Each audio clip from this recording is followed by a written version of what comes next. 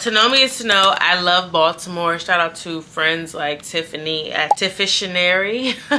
Hike with Tiff. She shares a monthly like bulletin board of all the Baltimore activities. She got me hip to our house. Like, I love Baltimore. It is just one of the best places to be, honestly, to eat, to drink, staycation. Like, I love Baltimore. Number 2, being black, Philly. My family is from Philly, and I finally got the first opportunity as a 30-year-old to like just travel there as a tourist, and I had an amazing time. Went on a solo trip. So I am preparing to check out. I'm running a tad late, but what is time anyway? Got all my bags, got all my coats, today's fit.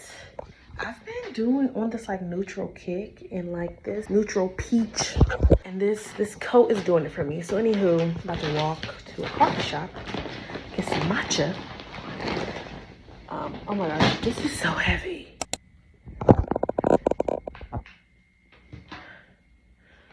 And then walk to the convention center. So anywho, it's been a joy, this solo trip.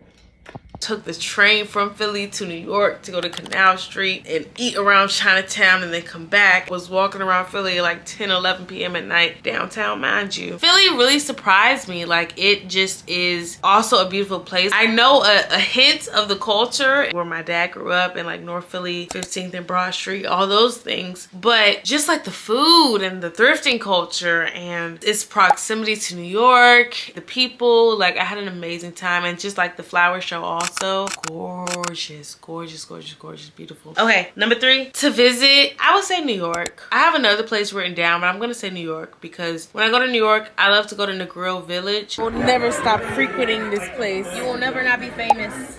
You will never not be famous. NegrilVillage.com, bitch.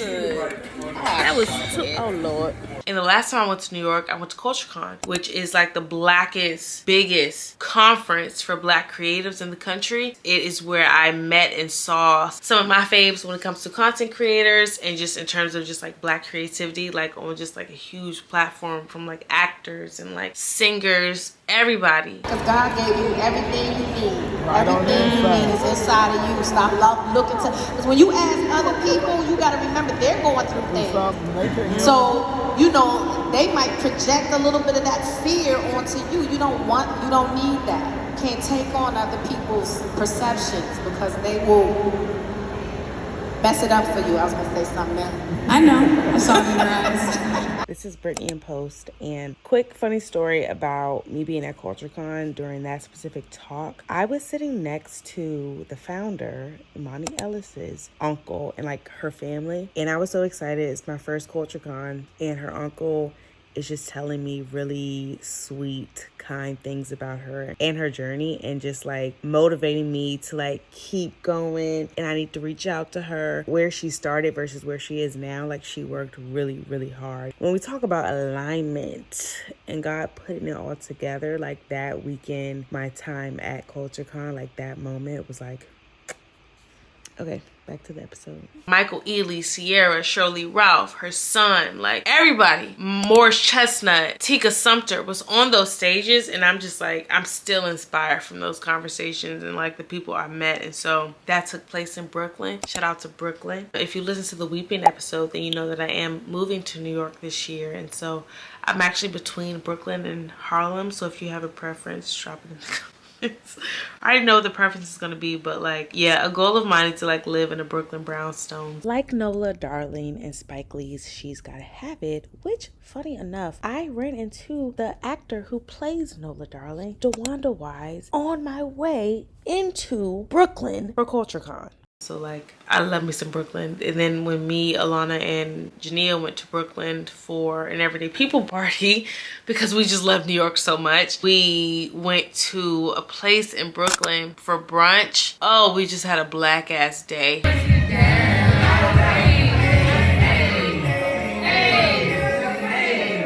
We went to a liquor store, got some fucking Douce, bitch. It was pouring some out for the homies. All right, let's go. For the ancestors, ayy. twerking, shaking. Like, I love Brooklyn. I love New York. Also Harlem, and just the history, black arts and black culture and black creativity. Like, you cannot make it up. I ate at the Red Rooster in Harlem. 10 out of 10. Let me get the name of the brunch spot. I like being very exact because I want every business, especially black business, to get their shine. Who's shaking ass, baby? We went to a rock concert. That wasn't black, but it was cute. I told y'all we was outside all weekend. Y'all thought I was joking. That's how she was. Thought in the concert. It's crazy because we all planned to do it and we didn't do it at all. Do what? I did. A lot of this, a lot of... Oh, I was. I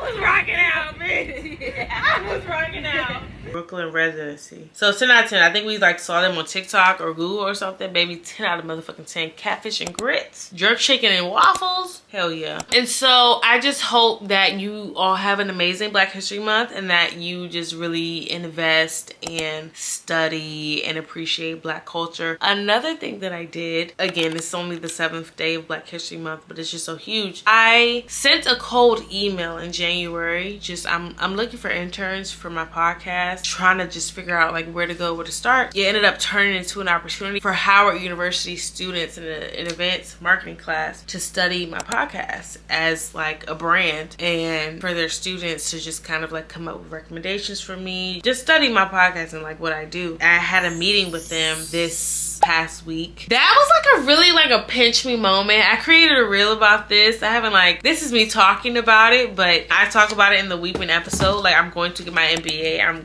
going to get it from Howard. So I'm very intentional in that and like where I want my like kind of academic career to like go next and like what I want to experience as a student, to be able to talk to Howard University students and like they were asking me like just really good questions about my podcast and what I'm doing. I felt so blessed. I felt so fortunate for them to be like studying my podcast. It's like a case study because everything I do for my podcast, I see it as a case study. I kind of view it in that way, especially when I just track what my content is doing, how many followers I gained each month, and like the interactions with my posts. Like, it's just so interesting to me because I'm like, okay, that is working on that.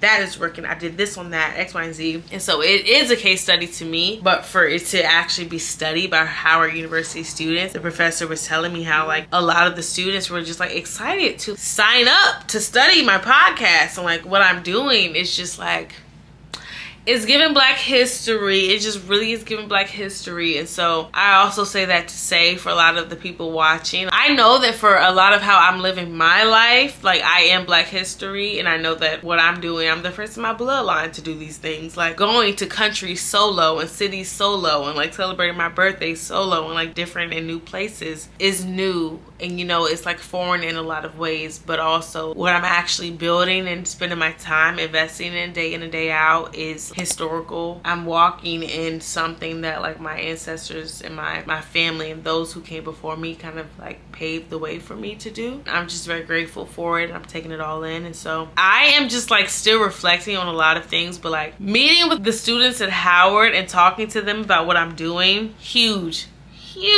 add to my Black History Month. And so happy Black History Month to all my and I will talk to y'all later. Like, the eyes are so low, baby. I need to go to bed. Anywho, I love y'all. Make sure that y'all are following Very Much So Pod on Insta, Very Much Outside, baby, multiple platforms, Thrifting Yap, Very Much Reading. We are reading right now The Girls Who Grew Big by Layla Motley, who is a Black author. So much of my book club and like my bookstagram is about highlighting Black women authors, autobiographies and things like that. And I talked about Dominion, These Heathens, and I forget the other book.